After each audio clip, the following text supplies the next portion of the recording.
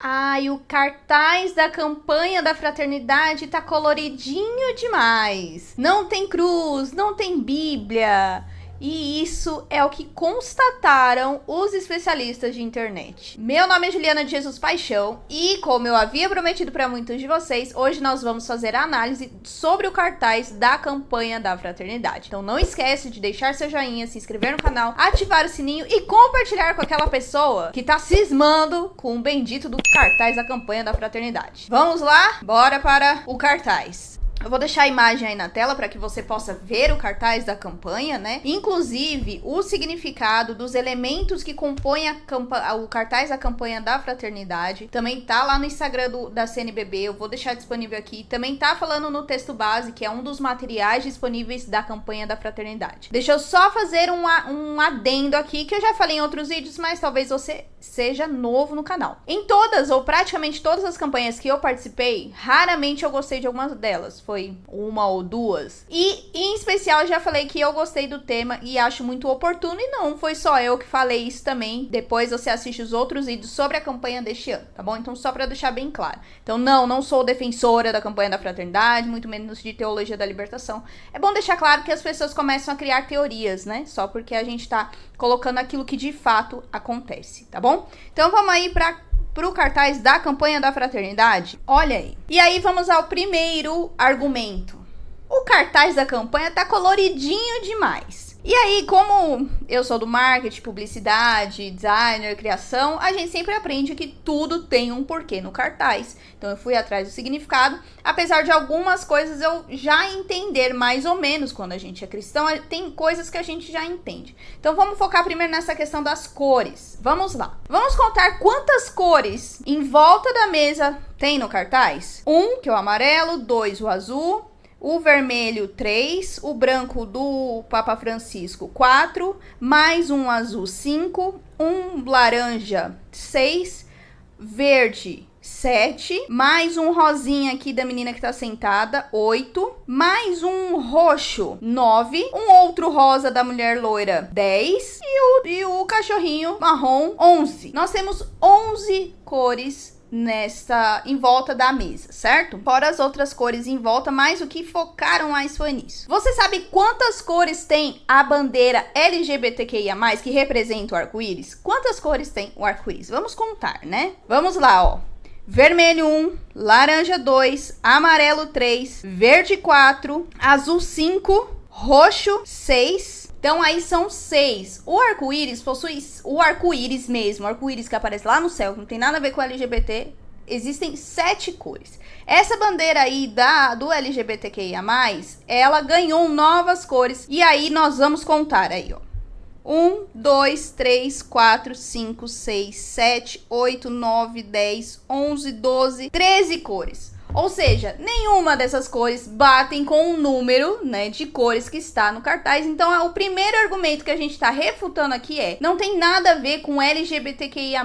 E a gente tem que parar, como cristãos católicos, tudo que a gente vê colorido, a gente acha que pertence a eles. Não pertence nada a eles. Nem tudo que é colorido é LGBTQIA+, certo? Aliás, ter uma vida colorida significa ter uma vida feliz, né? Que bom que você tem uma vida colorida, né? E nem tudo é colorido por causa deles. Lembrando que em Gênesis 9 é falado sobre a Arca da Aliança, né? Que Deus daria um sinal entre as nuvens, um arco, e muitos teólogos e algumas traduções, inclusive, também coloca como o arco-íris.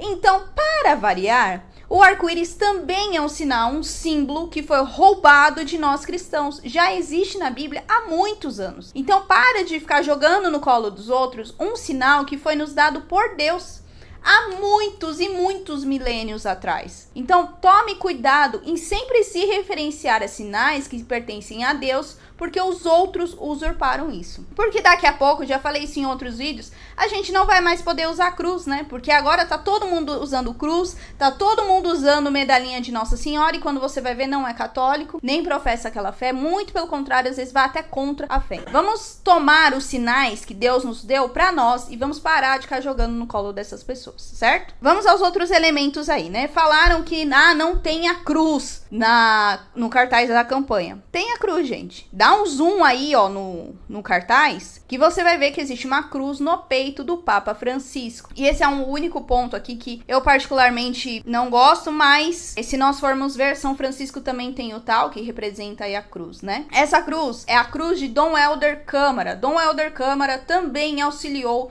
na questão da campanha da fraternidade. Muitos ligam aí a questão da criação da campanha da fraternidade a Dom Helder Câmara, mas a história não é bem assim. Um dia eu vou trazer aqui no vídeo pra vocês, tá bom? Por que colocar essa cruz aí no peito do Papa Francisco? Ela é a cruz de Dom Helder Câmara, recorda os 60 anos da campanha da fraternidade, que tá completando aí agora em 2024 60 anos, né? No nível nacional, porque ela não começou no nível nacional, ela começou lá no Rio Grande do Norte, tá?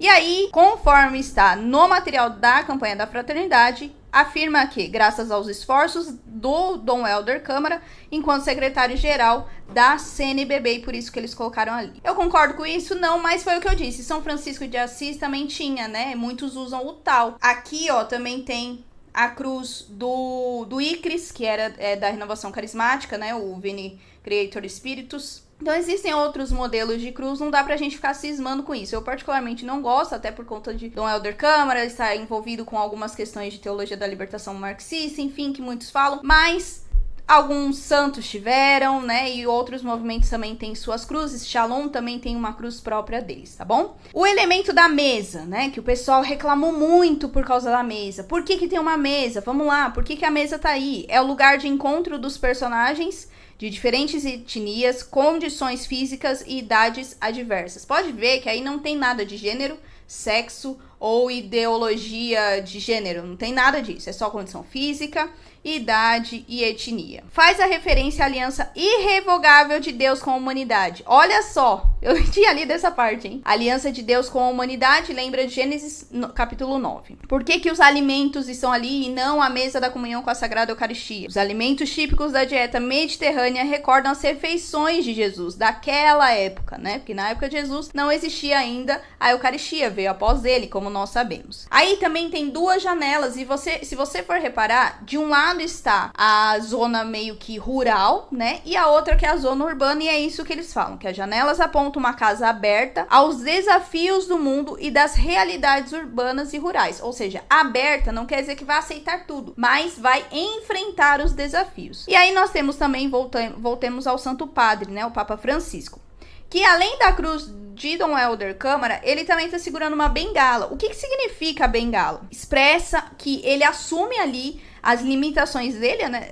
até por conta da idade, também ele como sendo um ser humano, e nos propõe a amizade social por meio da encíclica Fratelli Tutti. A encíclica Fratelli Tutti, ela guiou todos os materiais da campanha da fraternidade, que fala muito isso, sobre a questão de fraternidade, eu lidar com o outro, né?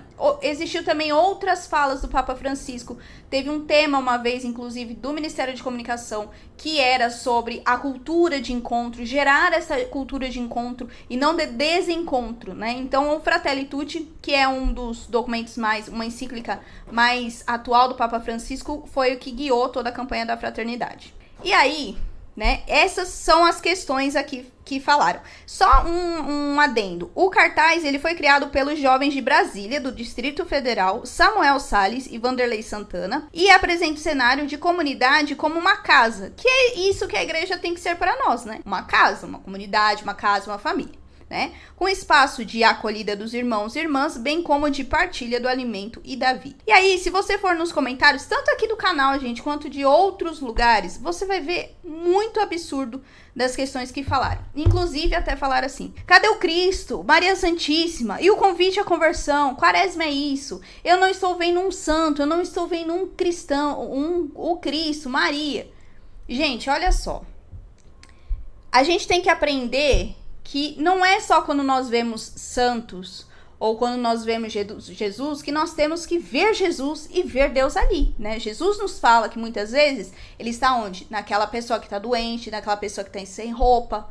Então, quantas vezes Jesus passou na sua frente e você não viu? Porque você ficou procurando só os ícones de santidade. E Jesus Deus se revela nas pequenas coisas. Às vezes, numa simples borboleta que passa na sua frente, é a beleza de Deus passando ali. Então, enxergar Deus nos detalhes. Infelizmente, a gente tá muito com essa mania de querer só ver a vida dos santos. Mas quantas pessoas na nossa vida são exemplo de santidade? Não quer dizer que se tornaram santos aqui, entendam o que eu estou falando. Mas é um exemplo de boas pessoas, né? Que nos ajudam a sermos pessoas melhores. E não é pra você estar falando contra os santos de forma alguma. Só que Deus também nos deu a vida dos santos, que já estão no céu, né? Que é a comunhão entre o céu e a comunhão entre a terra. Quantas pessoas das comunidades nos ensinam? Então a gente tem que saber fazer essa diferenciação. E outra, eu só vejo Jesus quando eu vejo um quadro de Jesus? Não, eu vejo Jesus num milagre que acontece. Quando eu vou num hospital e eu vejo que uma pessoa se curou, ou uma pessoa que partiu de uma forma muito leve. Quantas pessoas você não conhece que deram a sua vida por Deus, pelos irmãos, e foram tomadas aí por uma doença muito grave e acabou falecendo? Significa que ela não teve a cura aqui? Não, significa que ela foi para um estágio maior, ela foi para algo muito maior. Nem tudo que é da igreja vai ter só imagens de santo, vai ter só imagem de anjos, né? Acho que eu já falei aqui em outro vídeo. Às vezes a gente fica muito procurando, e a realidade a gente não tá nem aí, não quer mudar. Isso é conversão. Qual é a proposta da conversão aqui? Eu tratar o meu irmão melhor, né? Que é o segundo mandamento. Amar o próximo como a ti mesmo. Primeiro, amar a Deus sobre todas as coisas. E o segundo, amar o próximo como a ti mesmo. Que é uma coisa que nós não estamos fazendo, gente. Seja na internet tá pior, né? Ou seja, na nossa realidade. Então, nós temos que tomar muito cuidado com isso. E aí, tem um último argumento que, não tem a Bíblia aí. Tá, gente? A sua vida tem que ser o evangelho, tem que ser a palavra. E no cartaz tem a parte bíblica, que é Mateus 23, do versículo 8, que tá aí causando maior alvoroço, porque eles colocaram irmãos e irmãs, e o certo que tá lá na tradução, na Bíblia, é só irmãos. Gente, inúmeras pessoas são redundantes, isso não quer dizer que existe um pecado, que eles estão mudando ali. É a mesma coisa que eles tivessem falado irmãos. Irmãos e irmãs é a mesma coisa. Quantas vezes não fomos numa homilia e o padre falou irmãos e irmãs, jovens, idosos, crianças, da catequese? Eu já fui em várias e olha que até eram padres que nem tem nada a ver com teologia da libertação. Então vamos tomar cuidado de tudo a gente ficar enfiando teologia da libertação, tá? Então essa é a análise do cartaz da campanha aí, não tem nada demais. Acho que os únicos 2 pontos aí que eu mexeria é a questão da cruz de Dom Helder Câmara, mas tá dentro do que já acontece na Igreja Católica, e também essa questão do Evangelho de Mateus 23, né? Vós sois todos irmãos e irmãs. É isso. Espero que acalme o coração de algumas pessoas. Se não acalmar, a gente reza e é isso aí, né? E aí, o que você achou? Você já sabia desses elementos? Entendia um pouco dos elementos do cartaz da campanha? Ficou mais calmo agora? Deixa nos comentários, mas pelo amor de Deus, faça seus comentários com muito amor, respeito, misericórdia, compaixão com o próximo. Ou seja, resumindo, tenha educação, tá bom? E não esquece de deixar seu joinha, se inscrever no canal e também ativar o seu sininho. Então é isso, até o próximo vídeo. Tchau!